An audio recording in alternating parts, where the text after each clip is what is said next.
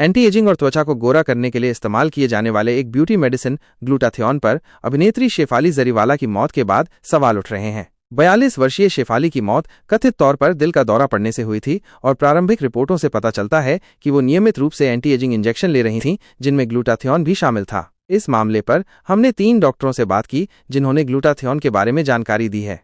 क्या है ग्लूटाथियोन और इसके उपयोग? Doctor Rashmi Shriram, consultant dermatologist, Fortis hospital, Bangalore के अनुसार ग्लूटाथियोन एक ट्रिपेप्टाइड, सिस्टीन, ग्लाइसिन और ग्लूटामिक एसिड है जो शरीर के टिश्यूज में स्वाभाविक रूप से पाया जाता है।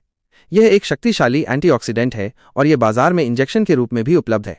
वे आगे बताती हैं कि इन इंजेक्शन का मुख्य उद्देश्य शरीर में ग्लूटाथियोन के स्तर को बढ़ाना है, जिससे त्वचा की चमक में सुधार, ऑक्सीडेटिव स्ट्रेस को कम करना और समग्र स्वास्थ्य को बेहतर बनाना शामिल है। यह शरीर से विषाक्त पदार्थों को साफ करने, लिवर के स्वास्थ्य को बनाए रखने और इम्यून सिस्टम को बढ़ावा देने में भी मदद करता है।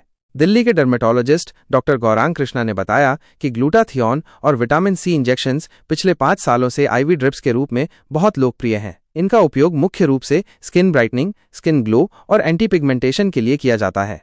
ग्लूटाथियोन का उपयोग कैसे होता है? डॉक्टर गौरांग कृष्णा बताते हैं कि ग्लूटाथियोन टैबलेट और इंजेक्शन दोनों रूपों में दिया जाता है, लेकिन इंजेक्शन फॉर्म को प्राथमिकता दी जाती है क्योंकि ये सीधे रक्त प्रवाह में जाता है और इसका प्रभाव बेहतर होता है।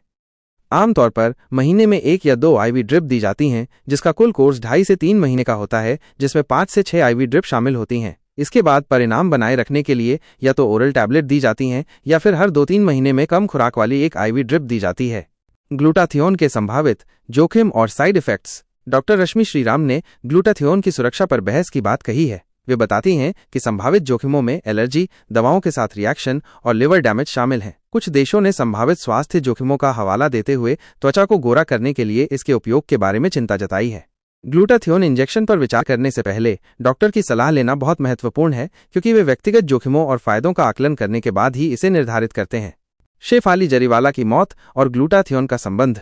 बिग बॉस 13 की कंटेस्टेंट और कांटा लगा गर्ल के नाम से मशहूर शेफाली जरीवाला की 27 जून की देर रात 42 साल की उम्र में दिल का दौरा पड़ने से मौत हो गई थी। उन्हें डिनर के बाद अच्छा महसूस नहीं हो रहा था और थोड़ी देर बाद वो अचानक गिर गईं। अस्पताल ले जाने पर उन्हें मृत घोषित कर दिया गया। रिपोर्ट्स के अनुसार शेफाली को कार्डियक अरेस्ट आया था और कुछ एंटी एजिंग ट्रीटमेंट ने इसे ट्रिगर करने में मदद की थी। शेफाली की मौत ने एंटी एजिंग ट्रीटमेंट से जुड़े स्वास्थ्य जोखिमों के बारे में सवाल खड़े कर दिए हैं। हालांकि उनकी मौत का सही कारण अभी भी जांच के दायरे में है, लेकिन प्रारंभिक रिपोर्ट बताती है कि वो नियमित रूप से एंटी एजिंग इंजेक्शन ले रही थीं, जिसमें ग्लूटाथियोन भी शामिल था।